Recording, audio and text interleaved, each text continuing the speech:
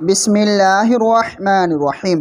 صبح کی نماز کے بعد 3 مرتبہ پڑھیں اور کمال دیکھیں۔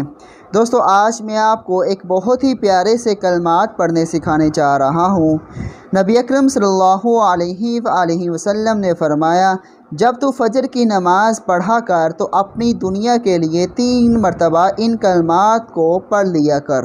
جو شخص ان کلمات کو فجر کی نماز کے بعد پڑھے گا، اللہ تعالیٰ اس شخص کو 4 بیماریوں سے نجات دے گا۔ نمبر 1، پاگل پن کی بیماری سے۔ نمبر 2، کوڑ کی بیماری سے۔ نمبر 3، اندھا پن کی بیماری سے۔ اور نمبر 4، فالج کی بیماری سے۔